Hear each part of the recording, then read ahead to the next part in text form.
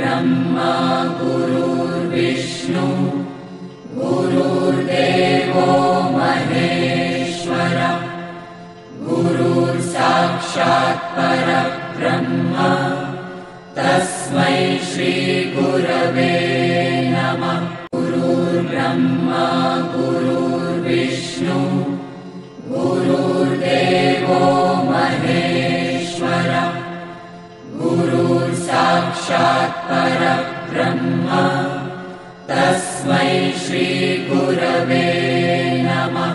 गुरुर्ब्रह्मा गुरुर्विष्णु गुरुर्देवो महेश्वर गुरुर्साक्षात् परब्रह्म तस्मै श्री गुरवे नमः।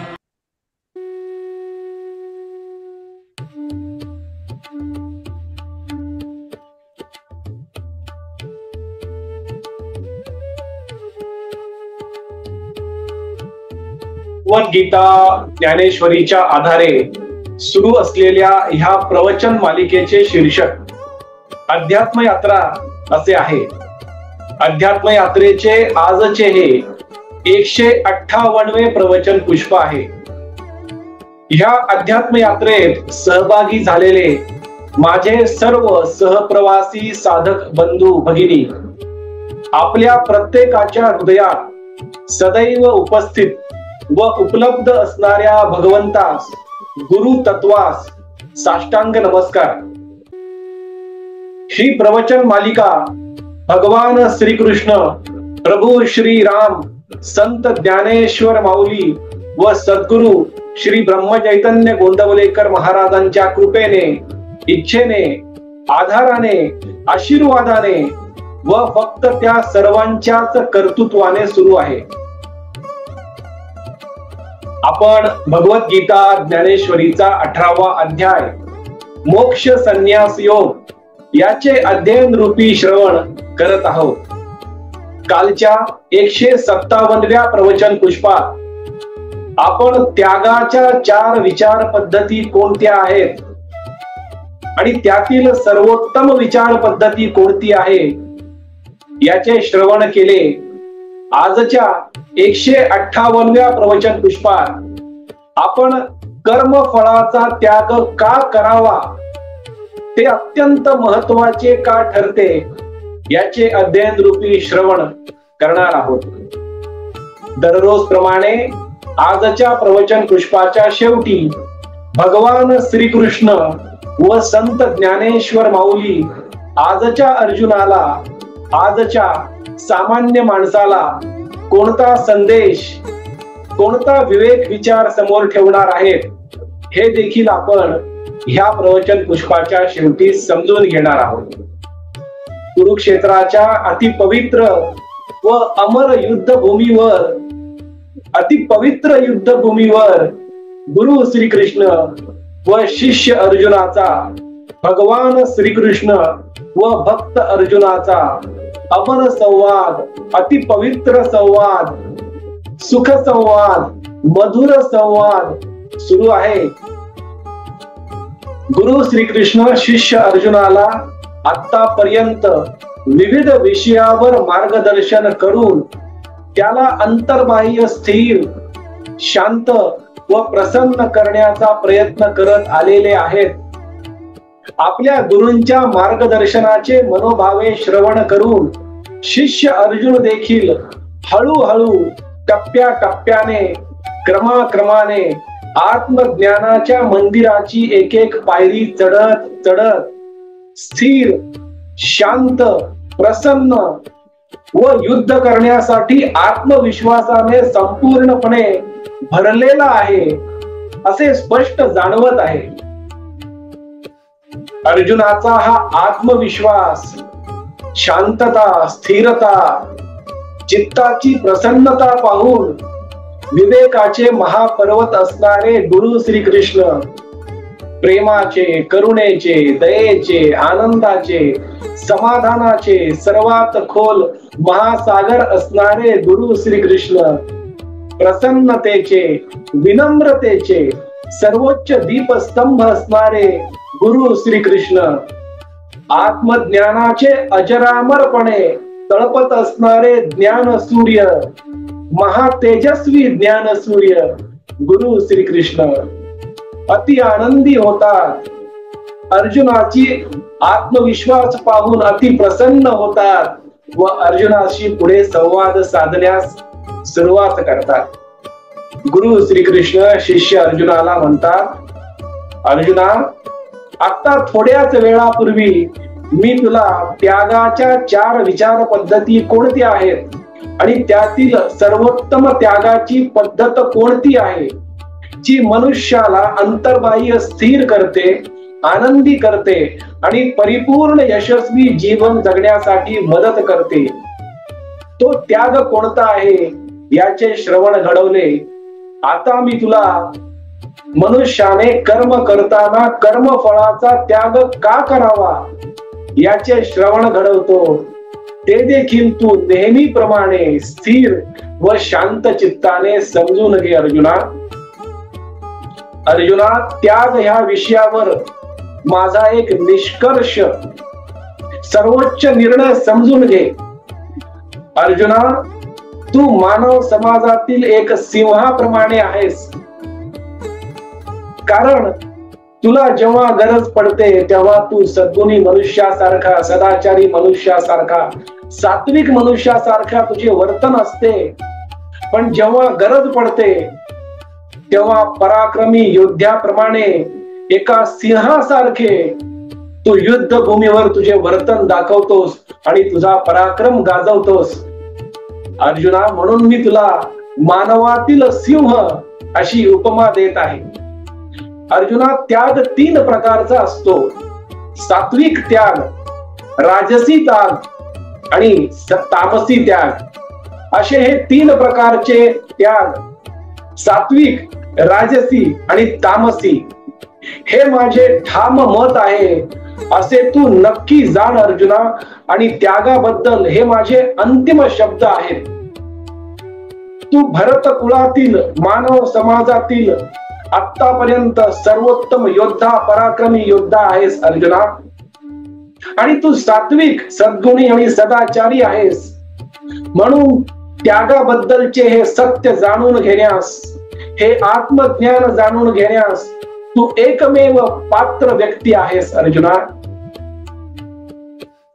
जो मनुष्य जीवनाचे परमसत्य जाणून घेण्याची इच्छा बाळगतो, ज्याला त्याची परिपूर्ण यशाची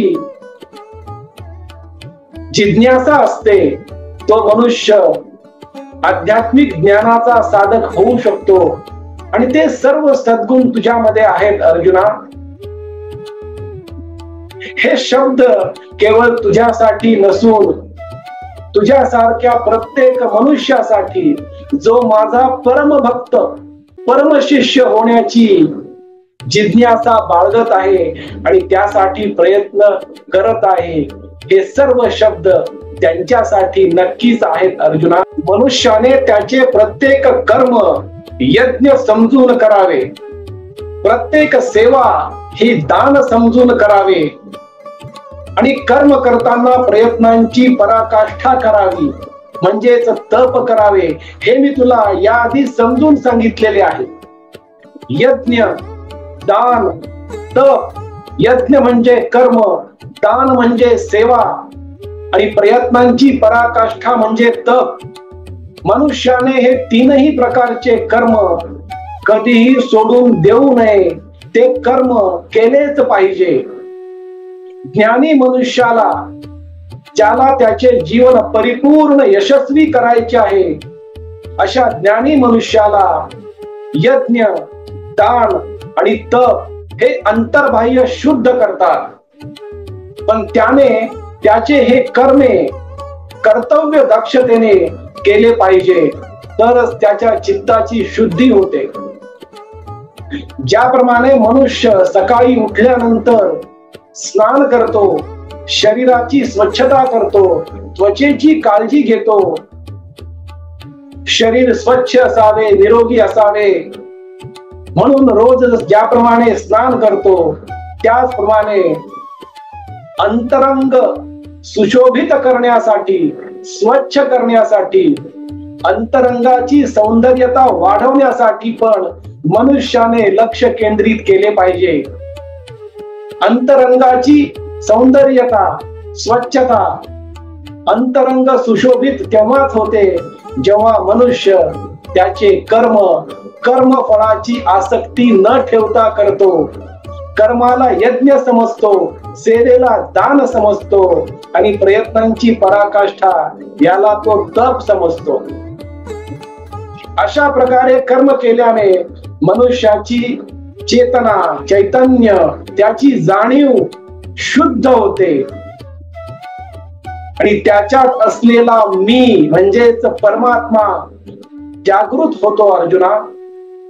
पण जो मनुष्य सतत बाह्य जगाशी संवाद साधतो, कर्मफळाची चर्चा करत बसतो, कर्मफळासोबत आसक्ती प्रत्येक शब्दामागे, प्रत्येक कर्मामागे, प्रत्येक विचारामागे निर्माण करतो, त्या मनुष्याची चेतना हळूहळू अशुद्ध, अपवित्र होत असते.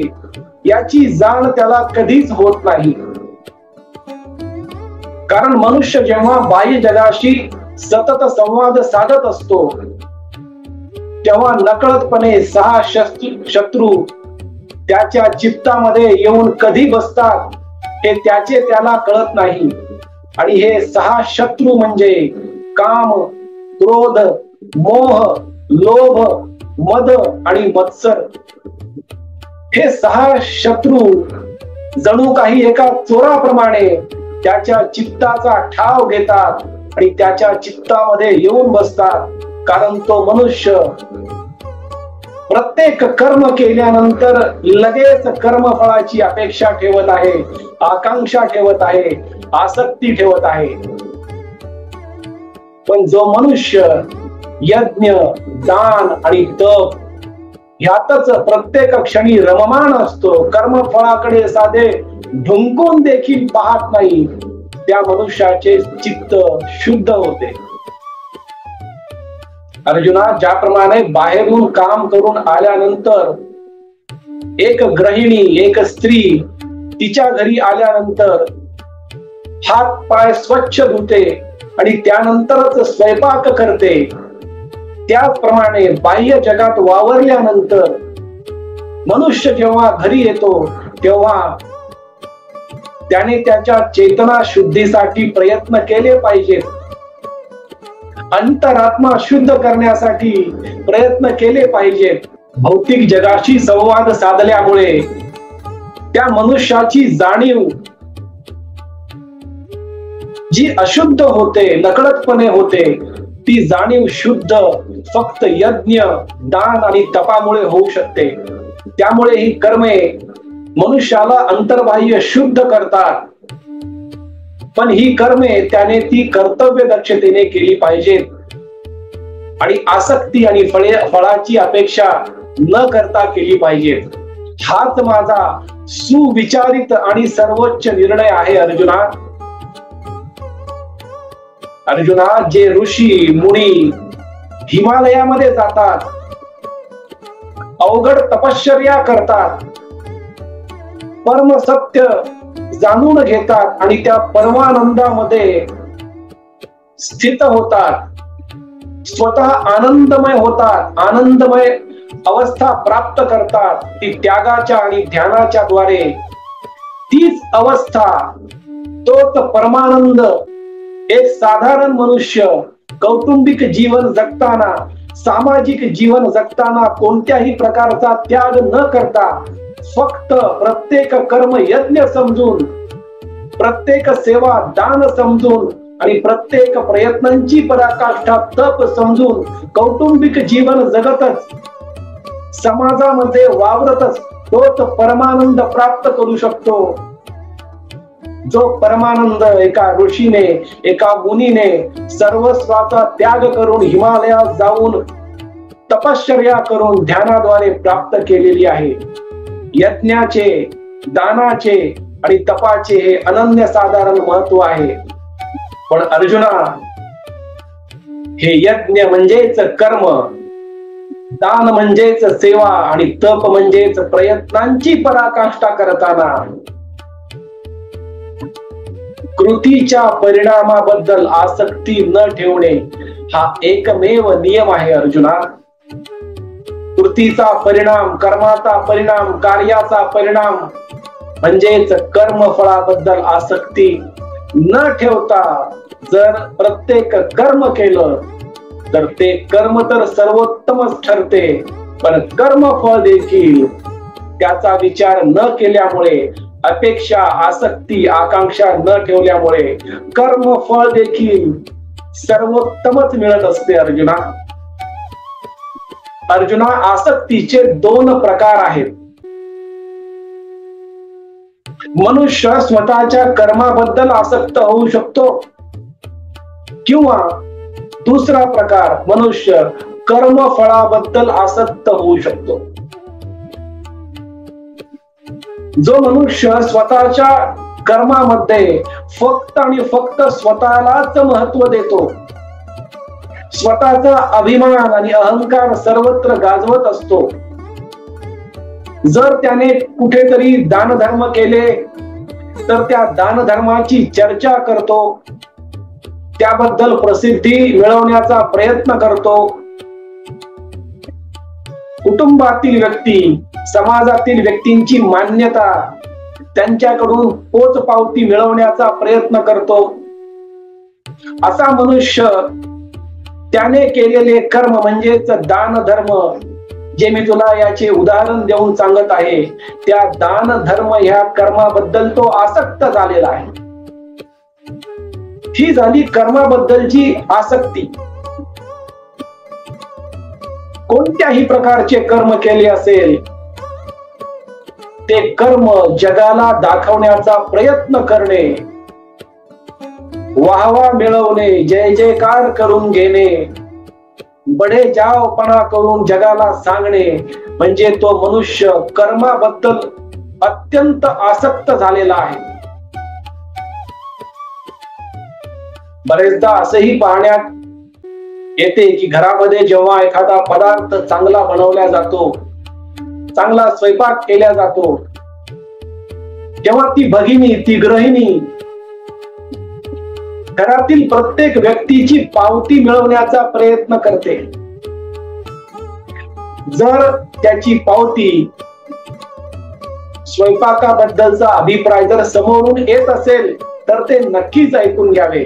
त्याने प्रोत्साहन मिळते, आत्मविश्वास वाढतो आणि उत्तमोत्तम स्वयंपाक करण्यास माणूस प्रवृत्त होतो. पण फक्त पोचपावती, मान्यता, अभिप्राय मिळवण्यासाठी केलेला स्वयंपाक पुढचा स्वयंपाक कदाचित खराब करू शकतो.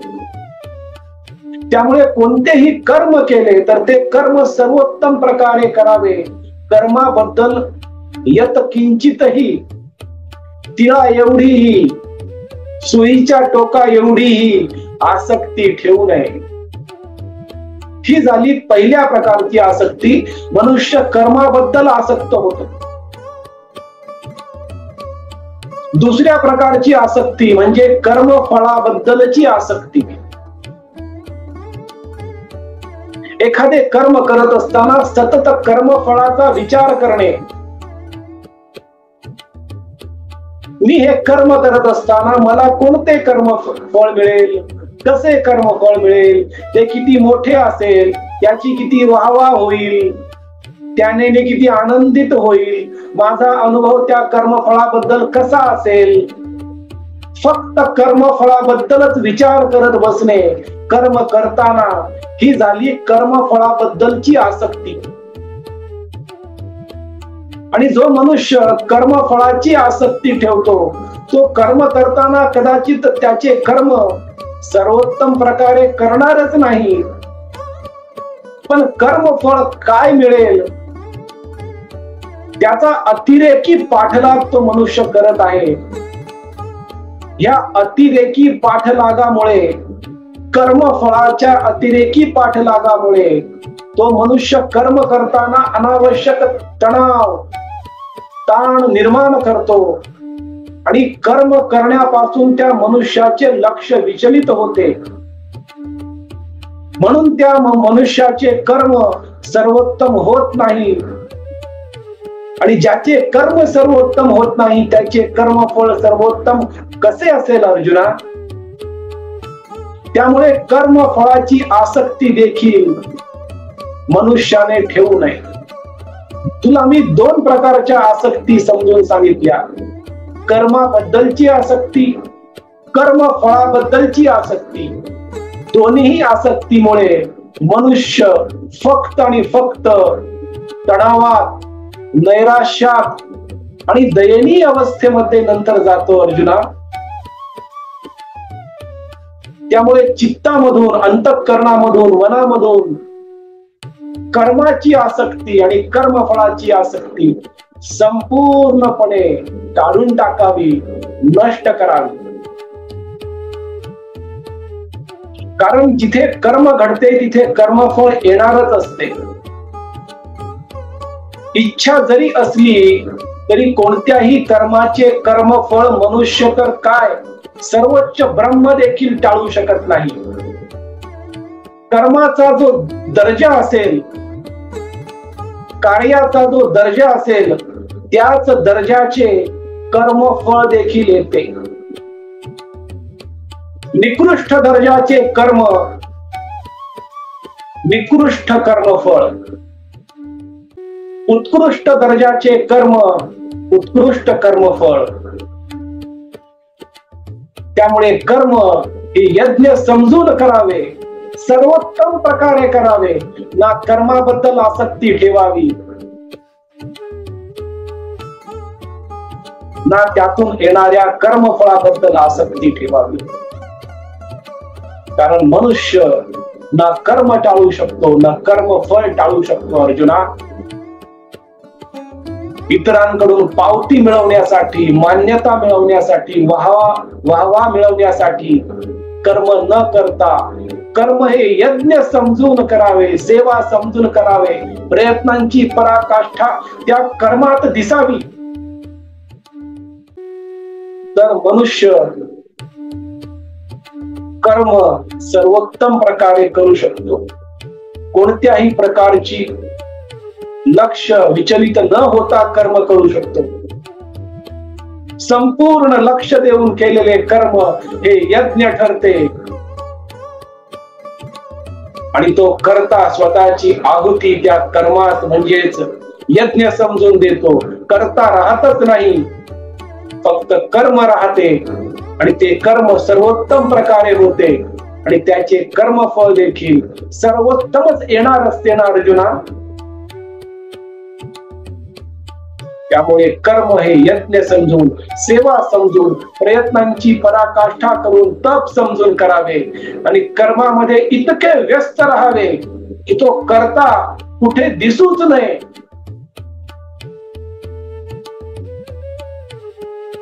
अर्जुना, कर्मफळाची आसक्ती मी तुला एका छोट्याशा कथेद्वारे समजावून सांगतो. एका छोट्याशा घरामध्ये एक आई तिच्या लहान मुलासोबत राहत होती. तिचे ते लहान मूल थोडेसे अधीर होते, त्याच्यामध्ये अधीरता होती. एकदा काय झाले, त्या अधीर मुलाच्या आईने त्यांच्या बागेमध्ये एक बी पेरले. ते बी होते आंब्याच्या झाडाचे. ते बी पेरले आणि आई त्या बीला रोज पाणी घालत होती. पण हा अधीर मुलगा आईने पाणी घातल्यानंतर रोज ती आंब्याची कोय, ती बी रोज जमिनीतून उघडून पाहत होता, आणि परत जमिनीत तसेच पुरून ठेवत होता. आई रोज पाणी घालायची, हा रोज बी उघडून पाहायचा. असे बरेच दिवस झाले. ते अधीर मूल हळूहळू निराश होऊ लागले, हताश होऊ लागले, तणावात जाऊ लागले. कारण त्याला अंकुर दिसत नव्हते. त्याला त्या बी मधून झाड येताना दिसत नव्हते. त्या अधीर मुलाला आंबे खायचे होते, पण त्याच्याकडे संयम नव्हता. की जे कर्म म्हणजे बी पेरण्याचे कर्म केलेले आहे, त्याचे कर्मफळ येण्यासाठी थोडासा वेळ लागणार होता. पण तो अधीर मुलगा रोज बी उकरून पाहायचा आणि निराश व्हायचा. रोज बी उकरून पाहायचा, निराश व्हायचा की यातून अंकुर तर फुटत नाही, मग कधी झाड लागेल, मग मी आंबे कधी खाणार.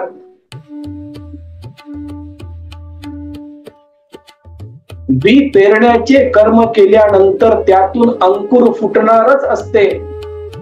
एक ना एक दिवस त्या अंकुराचे रूपांतर हळूहळू वृक्षामध्ये होणारच असते आणि आज ना उद्या त्या झाडाला आंबे लागणारच होते.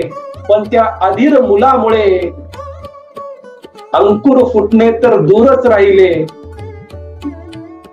अंकुराचे वृक्ष होणे आणि त्याला आंबे लागणे हे तर दूरच राहिले. पण ते बी देखील सडले, कोमेजले. म्हणजे या उदाहरणामध्ये बी पेरण्याचे कर्म आणि त्याला आंबे लागण्याचे कर्मफळ असे आहे.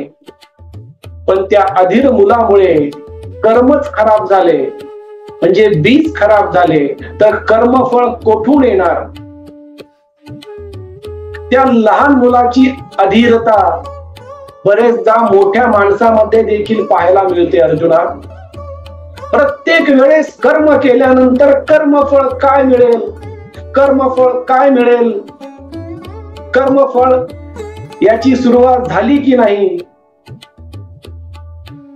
हे तो मनुष्य पाहत बसतो आणि त्यामुळे त्याला कर्मफळ अपेक्षेपेक्षा कमी प्रमाणात मिळते, निकृष्ट दर्जाचे मिळते. अर्जुना, हे समजून घेतले पाहिजे की कर्मफळ म्हणजे कर्माचे परिणाम हे त्यांच्या वेळेत येणारच आहेत. पण कर्मफळाबद्दल, परिणामाबद्दल जास्त आसक्ती आपल्या कर्माची म्हणजेच प्रयत्नांची गुणवत्ता कमी करू शकते. कर्म हे यज्ञ समजून समर्पण भावाने करावे. परिणामांशी म्हणजेच कर्मफळाशी कोणत्याही प्रकारची आसक्ती न ठेवता, अनावश्यक आसक्ती न ठेवता करावी. अर्जुना, ज्याप्रमाणे झाड फळ देते, पण ते झाड स्वतः उत्पन्न केलेले फळ कधीच सेवन करत नाही, त्या फळापासून ते झाड नेहमी अलिप्त असते. त्याचप्रमाणे मनुष्याने प्रत्येक कर्म करावे, स्वतःच्या कर्मातून निर्माण झालेल्या कर्मफळाबद्दल अलिप्त राहावे. आपल्या कर्माच्या परिणामांशी आसक्त राहू नये.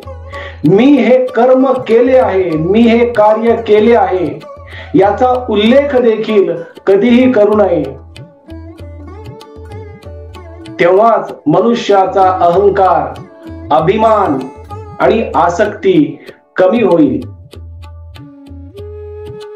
गुरु श्रीकृष्ण शिष्य अर्जुनाला ह्या ठिकाणी हा संदेश, हा विवेक विचार समोर ठेवत आहेत की त्याने त्याचे युद्ध कर्म सर्वोत्तम प्रकारे करावे, यज्ञ समजून, तपश्चर्या समजून करावे, पण त्यातून निर्माण होणारे कर्मफळ, विजय पराजय यापासून अलिप्त राहावे. जर अर्जुनाने त्याचे युद्ध कर्म सर्वोत्तम प्रकारे केले तर त्याचा विजय हा निश्चित असणार आहे. त्यामुळे त्याच्याकडे लक्ष देऊ नये. कर्म हे यज्ञ समजून, सेवा समजून, तपश्चर्या समजून करावी आणि आलेले फळ भगवंताच्या चरणी म्हणजे भगवान श्रीकृष्णांच्या चरणी अर्पण करावे. कर्म हे समर्पण भावाने करावे. गुरु श्रीकृष्ण आणि संत ज्ञानेश्वर माऊली आजच्या अर्जुनाला, आजच्या सामान्य माणसाला हा संदेश देत आहेत की प्रत्येक मनुष्याने त्याचे कर्म मात्र सर्वोत्तम प्रकारे करावे. कर्तव्य भाव ठेवून, समर्पण भाव ठेवून, कर्त्याची आहुती मनाने त्या कर्मात देऊन कर्म सर्वोत्तम प्रकारे करून करावे. आपल्या प्रयत्नांची गुणवत्ता म्हणजेच कर्माचा दर्जा सर्वोच्च ठेवावा. त्यातून कर्मफळ तर येणारच आहे आणि ते कर्मफळ, त्या कर्माचा परिणाम हा सर्वोत्तमच असणार आहे. पण त्यापासून अलिप्त राहावे, आसक्ती न ठेवता कर्म करावे. अशा प्रकारचे मार्गदर्शन गुरु श्रीकृष्ण आणि संत ज्ञानेश्वर माऊली आजच्या अर्जुनाला करत आहेत. या ठिकाणी एक उदाहरण आपल्याला नक्कीच घ्यावे लागेल की छत्रपती शिवाजी महाराजांनी ज्याप्रमाणे स्वराज्यासाठी युद्ध केले, ते प्रत्येक युद्ध म्हणजे त्यांनी केलेला हा यज्ञ कर्म होता, त्यांची तपश्चर्या होती. प्रत्येक युद्ध छत्रपती शिवाजी महाराजांनी सर्वोत्तम प्रकारे केले आणि त्याचे कर्मफळ म्हणजे स्वराज्य निर्माण झाले. त्याचप्रमाणे आजच्या अर्जुनाने, आजच्या सामान्य माणसाने त्याला मिळालेले नियत कर्म, स्वकर्म हे सर्वोत्तम प्रकारेच करावे. कर्मफळापासून, कर्मफळाच्या इच्छेपासून अलिप्त राहावे. हाच कर्मफळाचा खरा त्याग असेल. कारण कर्म आणि कर्मफळ यापासून मनुष्य कधीही दूर राहू शकत नाही. हाच संदेश, हाच विवेक विचार आजच्या अर्जुनासाठी, आजच्या सामान्य माणसासाठी गुरु श्रीकृष्ण आणि संत ज्ञानेश्वर माऊली देत आहेत. आपण भगवद्गीता ज्ञानेश्वरीचा 18वा अध्याय मोक्ष संन्यास योग याचे अध्ययन रूपी श्रवण करत आहोत. उद्याच्या 159व्या प्रवचन पुष्पात आपण त्यागाचे प्रकार किती आहेत आणि त्यातून सर्वोत्तम त्याग कोणता आहे याचे अध्ययन रूपी श्रवण करणार आहोत. आपण सर्वांनी परत एकदा आज वाणी सेवा करण्याची संधी व सौभाग्य दिले, त्याबद्दल आपला आजन्म ऋणी व कृतज्ञ राहीन.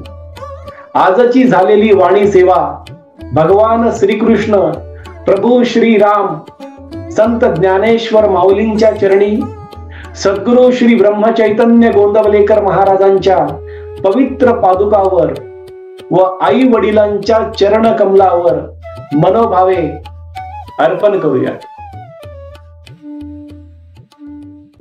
हरे राम राम राम हरे हरे, हरे कृष्ण कृष्ण कृष्ण हरे हरे, हरे राम राम राम हरे हरे, हरे कृष्ण कृष्ण कृष्ण हरे हरे. सद्गुरुनाथ महाराज की जय.